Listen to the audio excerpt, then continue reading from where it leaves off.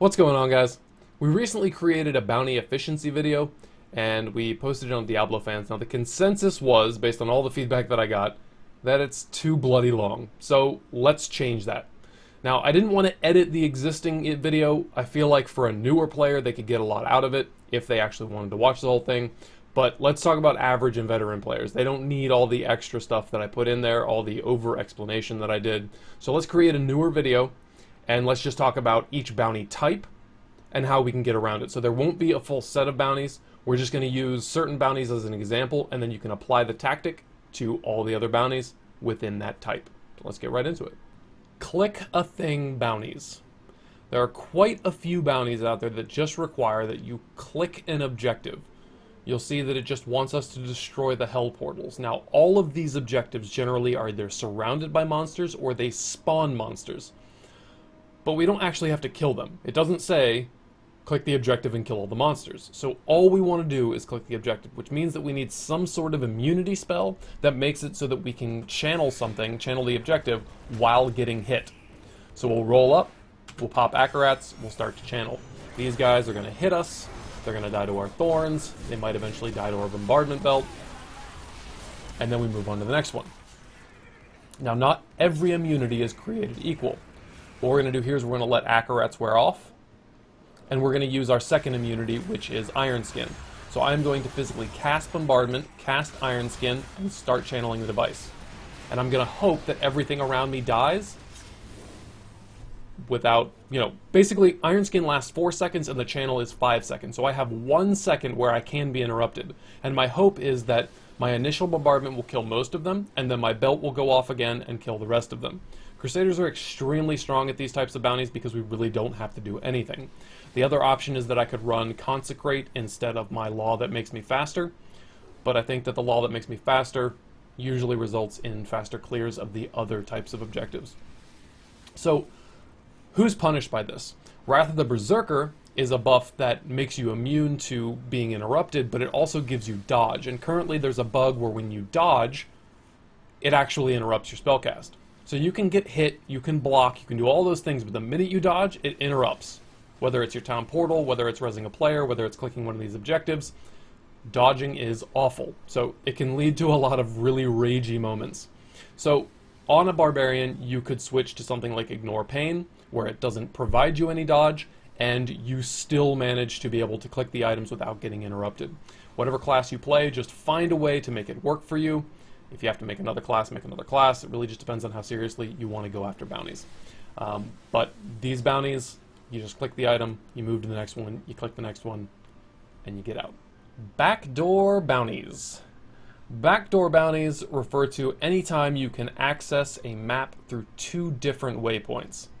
So right now, our bounty is in Gardens of Hope 2nd tier. We need to find one of those red portals and do the Bound Shaman event. Now, Gardens of Hope 2nd tier can also be accessed by Gardens of Hope 3rd tier. This tile is always the same. You're going to have your waypoint, and you're going to have your portal back up to tier 2. What this does is it creates 2 access points on either end of the map. Now, this looks like it's adjoined by not a lot of in between, but this is kind of like an over and up, a down, an over and up, a down and over, and then it finally reaches the last tile. So traversing this entire terrain is actually quite time consuming. Now, a lot of times, the waypoint is really far from your objective. A lot of times. But not every time. You can see that our objective is actually really close to our waypoint this time. So in bounties like this, I tend to go to the bounty site and just kind of look around the starting area, right? So I would go down to this dead end because I know it's a dead end, and I would kind of start to work my way a little bit across this bridge, maybe up just to the first corruption, and see if I get a ping. I got a ping, right? So then I would just continue on to my bounty. If I didn't find anything within the first, couple of tiles, I would go back to the waypoint and I would port up to 3 and come down in on this side. Now, whether it's a kill or a Bound Shaman event or, whatever the case may be, it's likely that if I just port to the other side and start working my way backwards, I'm going to have a faster path to my objective. We can actually see this in a lot of different zones. I'll go over a couple of them. In Act 2, you've got Stinging Winds and Road to Alcarnus. This is Stinging Winds. You've got it here and you've got it here. It's kind of a 2-part zone. It's a little weird, a little different. But Road to Alcarnus also connects into the upper part of Stinging Winds. Now, there's a bounty that has you set prisoners free out of cages, right? And that bounty is always in the right section of Stinging Winds. So whenever I get that bounty, I immediately port to Road to Alcarnus and come up into Stinging Winds because I know that's where the bounty's going to be every single time.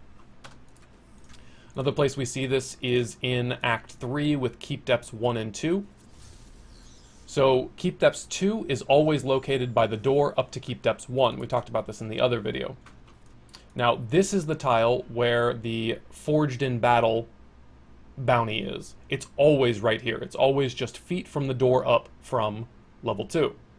The waypoint for level 1 is all the way down here. So on this bounty, I would not want to have to traverse my way all the way through this map just to get to this point when it's just as easy to when it's easier to port to the other floor and then come up and complete this bounty. We also see this in Act 2 with the Ancient Waterway. This one's a little bit different because it's not a floor 1, floor 2 connection. It's named completely different. So as you start to do these and as you start to learn them, you might find more and more exist. So we want to get to Dalgar Oasis, and the Ancient Waterway can do that.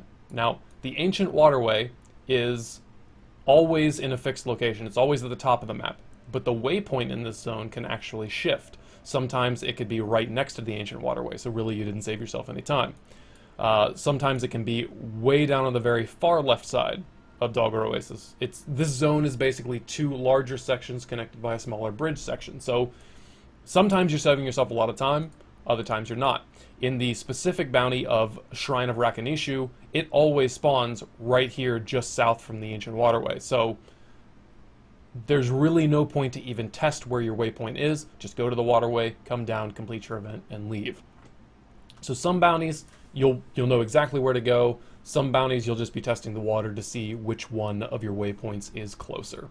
So backdoor bounties generally result in a faster clear time and a faster time to the actual destination. Boss bounties. Now, most of your boss bounties are static locations. You start on the waypoint, you end at the door, everything in between is the same. Skeleton King, Asmodan, Siegebreaker, Rakanoth, all of these bosses start you in the exact same place and end you in the exact same place, and the tiles never change. But there are some bosses like Adria, Malthael, Arene. They're basically the same map, but they're put together differently. You think of them as tiles, and they just match together in different ways. In this particular instance, we know that Arene is up and to our left, right? So we know what tile she's on. We always know that she's on an upward facing tile. She's always going to be, that leg right there is always going to be up and to the right.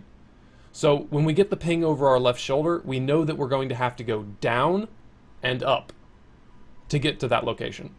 Because if we went up here to get out of this initial tile, we would have to go left and down to get to where the ping is. And that's never going to be the case.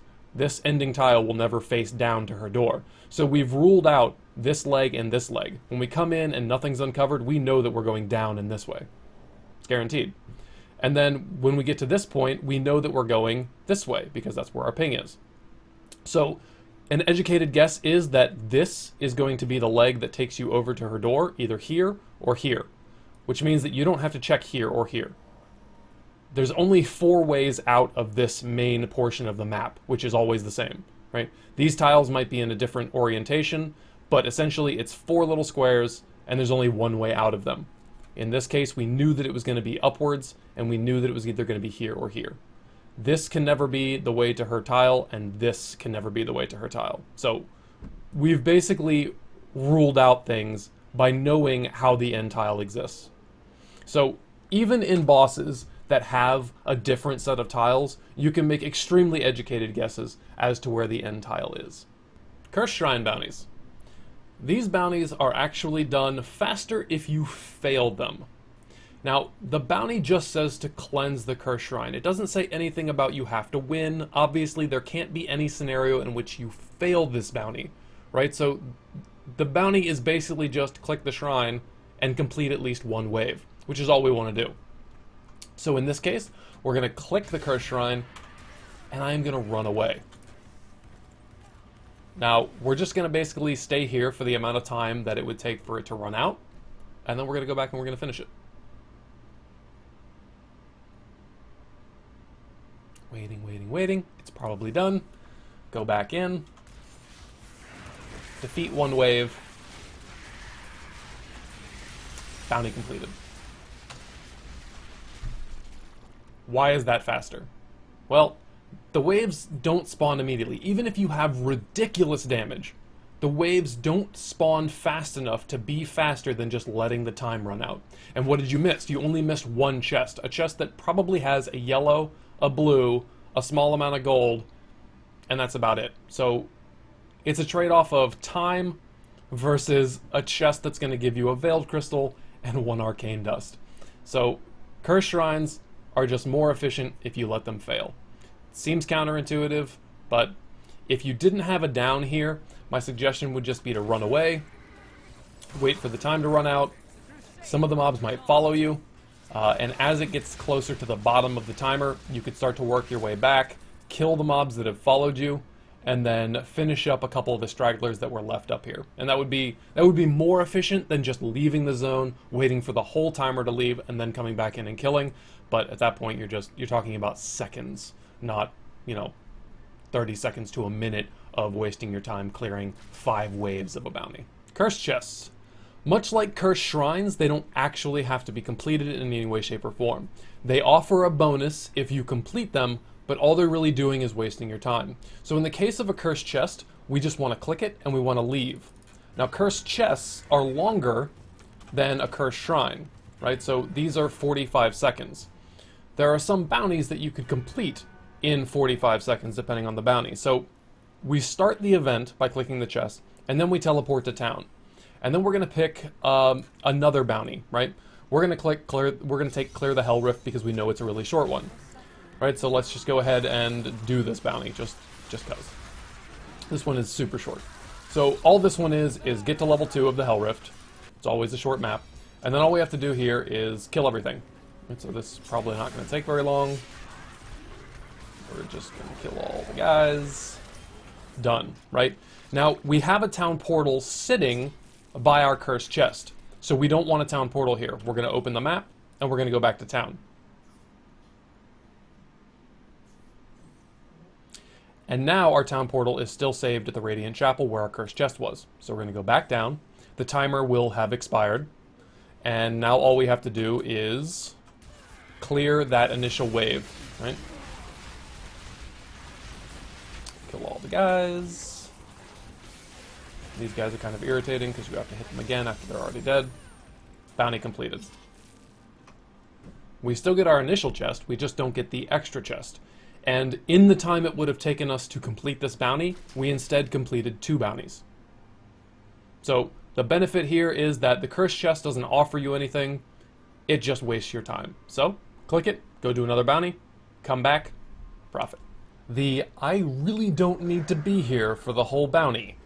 There are going to be certain event type bounties where you don't actually have to stay. This is very similar to the Cursed chest event where you don't actually have to be there for the bounty to complete itself. All you have to do is return and kill the primary objective. So in this one, Blaze of Glory, they tell you to assist Captain Hale. We're going to talk to him. We're going to come back down. We're going to port back to town. So he has already started it. The demon attack is on a timer, 45 seconds. We are going to head to a different bounty, much like we did with the Cursed chest. This one's pretty simple. We're killing 40 guys, and we're killing a named. And so getting 40 here should be pretty easy. Shouldn't take too long.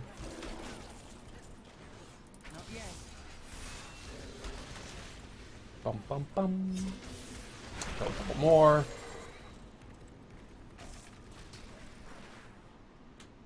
I missed one. You get the point. Then we're going to use the map, just like we did on the Cursed chest, to port back to town. We're not going to use our town portal because we want to save it over by Captain Hale. We're going to port back out to Rackus Crossing. Our timer will have expired. Kill the remaining enemies. This little purple mob that's going to spawn here comes out. We kill it. We kill the remaining monsters. We talk to Captain Hale. Bounty completed. So some of these event types are going to work the exact same way that the Cursed chest did. You don't have to be there. We got 2 bounties done for the price of 1. Event-based bounties. A lot of these event-based bounties have a lot of conversations in them. Now, they're not going to pop up as chat boxes. They're not going to be anything that you can normally clear out. So how do we get through them more efficiently? We go into our options, we go into our keybinds, we scroll down to the systems section, and we set something to this bind. Close all open windows. You might be saying to yourself, can't I just hit escape?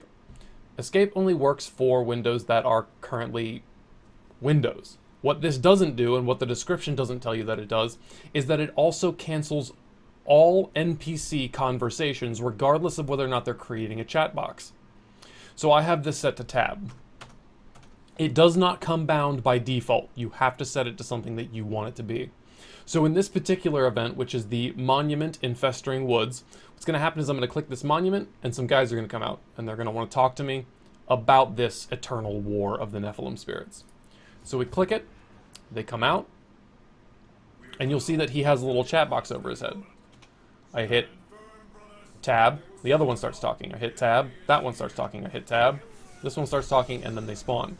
So under a normal circumstance, I come over, I click it, and I just start spamming tab. And that gets all of the monsters to start spawning immediately. If I didn't hit tab, and if I didn't use that close all open windows, they would just sit there and talk back and forth and waste about 30 seconds of my bounty. So whether it's a boss like Belial, whether it's an event like this, Westmarch Commons has a lot of bounties that are like this. No matter what the bounty is, if you ever see that little chat bubble over the head with the 3 dots in it, it means that an NPC is wasting your time. So having that key bound helps you immensely. It's also great for things like this. I don't actually have to click continue. I can just hit tab and it closes that window off my screen. So setting that to something not only helps you with bounty speeds, but it helps you with other aspects of the game as well. Fixed location bounties. Now, some of the bounties that you run across, you may think, oh, well, this can spawn in a couple different locations. Not every bounty is that way. In fact, there are quite a few fixed location bounties. In Southern Highlands alone, this location is responsible for quite a few different bounties. You've got the Curse Shrine is always right here. You come in, you come straight up, Curse Shrine. There's a named kill that you have to do in this zone, and he always spawns right here. The reason that I like this one for explaining this is that a very common bounty in Southern Highlands is clear the Cave of the Moon clan level 2. Now, Cave of the Moon clan can spawn in several different locations. It could spawn here, it could spawn up here, it could spawn over here. So it's got different locations. And the reason that I mention fixed bounties is because you do need to kind of get your brain in the mode of remembering where certain bounties are. If you're unfamiliar with most of them, just keeping in mind that some of them are fixed will help you when you path through the zone. Right? If I had come in here and I said, okay, we gotta help Garbad, right? If I had come in and my normal path method is to go left and kind of check these 2 areas for the Cave of the Moon Clan because I thought this bounty could spawn over here, I would have wasted my time. Right? Knowing that this is a fixed location bounty helps me because I run directly to it. So there are a lot of these types of bounties throughout the game, and all you're doing here is just remembering that some of these are fixed so that you can go right to them and complete them significantly faster. Kill bounties. These come in a bunch of different forms. Some are kill X number of monsters, do an event. Some are kill X number of monsters, kill a named person. Some of them are just go to the bottom of a dungeon, 2nd floor, and clear out all of the enemies. So this is really where gear choices and skill choices come into play. You want to make sure that you have mobility skills. You want to make sure that you have speed increase. You want to make sure that your legendary gems are in order. Most speed builds have some combination of Avarice Band and Boon of the Hoarder. So Avarice Band increases your pickup radius every time you pick up gold. It stacks up to 30 times. And Boon of the Hoarder increases your movement speed whenever you pick up gold. Right? So eventually it gets to the point where all the gold on your screen just immediately gets picked up. And as long as there are things dying around you, you're going to constantly maintain that speed increase. So on the Crusader, I'm using Steed Charge as my mobility skill. When you start a zone, sometimes you have to come back for the first couple of piles of gold because you don't pick it up. Obviously, your pickup radius is not maxed out yet. You can do a couple of circles like that. But in a zone like this, we are just maintaining our law that increases our movement speed, and we are heading toward our target. And then we're just looking for those big groups of mobs like this, so that we can finish out our bounty. Now, I killed an elite pack there. There's really no need to. If you're running something like Bane of the Powerful and Ingam, you might want the benefits that you get from killing that first champ pack in each zone, which is, completely viable. You enter a zone, you've got to kill 100 monsters, go ahead, find a champ pack, pop it. Now you've got increased damage, and you've got increased cooldown reduction. So it really depends on the build that you're running as to whether or not you should be focusing on that first elite pack when you enter a zone, or whether you should just start heading for those big packs of white mobs. Other than that, it's pretty simple. Kill your targets, kill your named, don't overkill, and try not to be put into a position where you're at the end of a linear map and you've underkilled. And that about wraps it up. I feel like we did a really good job of touching on each type of bounty. All you have to do is take said tactic, apply it to said bounty, and you should be noticing faster clear times. I hope that you found this information to be accessible, well pieced out, and if you have any questions or comments, leave them below. Thanks again for watching, and I'll see you guys out there.